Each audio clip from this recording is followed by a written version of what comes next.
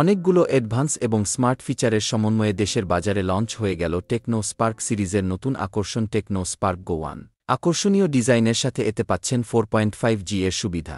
ডিভাইসটি সম্পর্কে বিস্তারিত জানাবো আজ। কথা বলবো এর ভালো এবং মন্দ দিকগুলো নিয়ে। ভিডিওটি শুরু করার আগে বলে নিই, যারা এখনও আমাদের চ্যানেলটি সাবস্ক্রাইব করেননি তাদেরকে সাবস্ক্রাইব করার জন্য অনুরোধ রইল। আর আমাদের ভিডিও ভালো লাগলে অবশ্যই লাইক এবং শেয়ার করতে ভুলবেন না।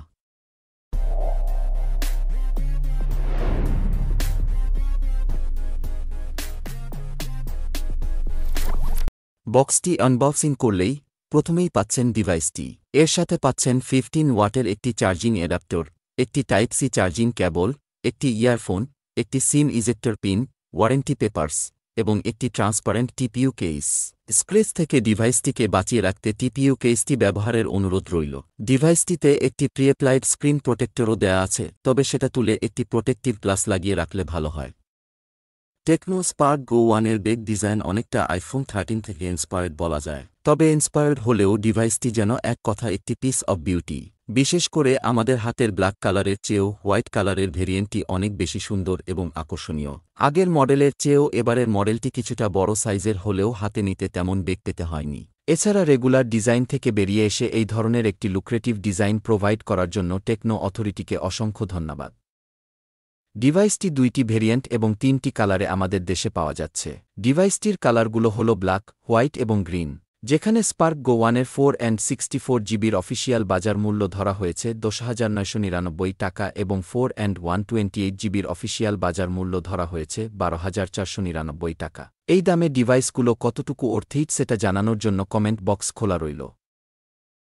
এবারে টেকনো স্পার্ক গো 1 এর ফ্রন্টে দেয়া হয়েছে 6.67 ইঞ্চির 5 হোল কাটআউটের ডিসপ্লে, যার রেজুলেশন 720 পিক্সেল বা এইচডি+।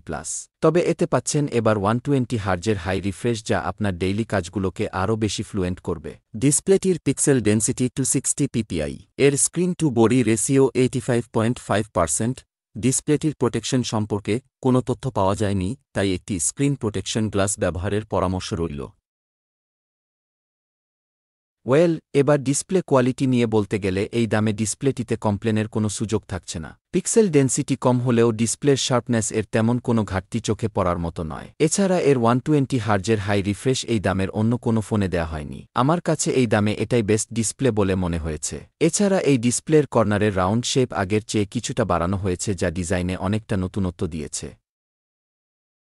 এছাড়া ডিসপ্লের ডায়নামিক আইল্যান্ডের ফিচারকেও আগে চেয়ে আপগ্রেডেড করা হয়েছে। 5 হোল কাটআউট থাকার কারণে ভিডিও ওয়াচিং এক্সপেরিয়েন্স অনেক বেশি ইমার্সিভ লাগছিল। ডিসপ্লে রেজুলেশন 720 পিক্সেল হলেও ইউটিউব ভিডিও প্লেব্যাকের ক্ষেত্রে সর্বোচ্চ 1080 পিক্সেল ভিডিও সাপোর্ট করে। ডিসপ্লেটি বেশ পাঞ্চি কালার প্রডিউস করতে সক্ষম, তাই ভিডিও প্লেব্যাক এক্সপেরিয়েন্স কোনোভাবে আপনাকে নিরাশ করবে না।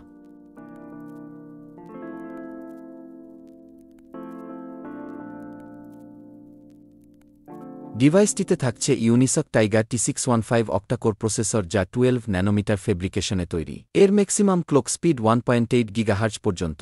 এতে পাচ্ছেন 4GB LPDDR4X RAM এবং 64GB অথবা 128GB storage type eMMC 5.1। GPU হিসেবে পাচ্ছেন Mali G57 MP1।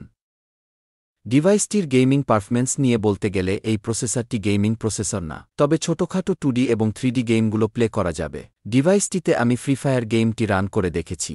গেমটি মোটামুটি ল্যাগ ফ্রিভাবে রান করা যাবে, তবে এক্সট্রিম সিচুয়েশন এ কিছুটা ল্যাগ এবং ফ্রেম ড্রপ দেখতে পাবেন। পাবজি গেমটিও রান করা যাবে, তবে গ্রাফিক্স কিছুটা টুইক করে নিতে হবে।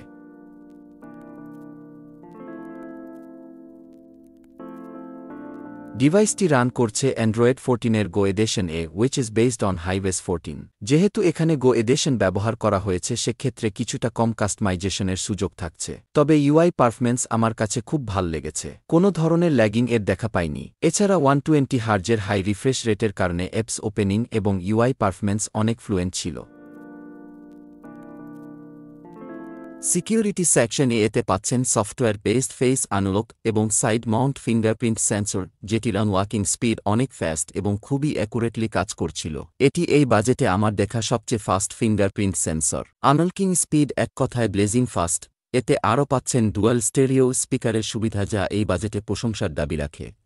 স্পার্ক গো 1 এর রেয়ারে থাকছে 13 মেগাপিক্সেল মেইন সেন্সর এবং একটি অক্সিলারি লেন্স, রেয়ার ক্যামেরার তোলা ছবি যথেষ্ট ভালো লেগেছে। ছবিগুলো কিছুটা স্যাচুরেটেড করার প্রবণতা ছিল যা দেখতে ভালোই লাগছিল। ছবির ডিটেইলস এবং ডাইনামিক রেঞ্জ যথেষ্ট ভালো। পোর্ট্রেট মোডের ছবিগুলো ভালো ছিল এবং এইচ ডিটেকশনও এই বাজেটে যথেষ্ট ভাল বলা যায়। এর নাইট মোডের ছবি খুব বেশি নয়েজ আর গ্রেইনে ভর্তি ছিল।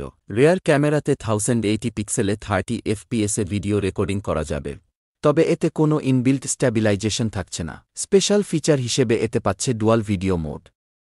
এর ফ্রন্টে পাচ্ছেন 8 মেগাপিক্সেলের ফ্রন্ট ক্যামেরা। এর রেগুলার ছবি যথেষ্ট ভালো এবং এর পোর্ট্রেট মোডের এইচ ডিটেকশন অনেকটা ভাল বলা যায়। এক্সট্রিম সিচুয়েশনেও ব্যাকগ্রাউন্ড ওভার এক্সপোজ করেনি আর এইচ ডিটেকশনও ঠিকঠাক রেখেছে। ডিভাইসটিকে পাওয়ার আপ করছে 5000 মিলিঅ্যাম্পিয়ারের লিথিয়াম আয়ন ব্যাটারি এবং সাথে থাকছে 15 ওয়াটের ফাস্ট চার্জার। 15 ওয়াটের ফাস্ট চার্জার এই বাজেটের ফোনের জন্য যথেষ্ট অ্যাপ্রিসিয়েট করার মতো। এই চার্জার দিয়ে ফোনটি 0% থেকে 100% চার্জ হতে প্রায় 2 ঘন্টার কাছাকাছি সময় নিচ্ছিল। তবে রেগুলার ইউজেসে এর থেকে আপনি প্রায় 1.5 দিনের মতো ব্যাকআপ পাবেন। এছাড়া টেকনো তাদের ফোনকে 4 বছরের বেশি লাস্টিং ফ্লুয়েন্সি দিচ্ছে। এই ছিল ডিভাইসটি নিয়ে খুঁটিনাটি সব তথ্য। যদি কিছু মিস করে থাকি তাহলে অবশ্যই কমেন্ট করে জানাবেন, আর আমাদের ভিডিও ভালো লাগলে লাইক করবেন এবং সাবস্ক্রাইব বাটনটি চেপে দিতে মোটেও কার্পণ্য করবেন না। আজ এ পর্যন্তই। আবার কথা হবে অন্য কোনো ডিভাইস নিয়ে, সে পর্যন্ত ভালো থাকবেন।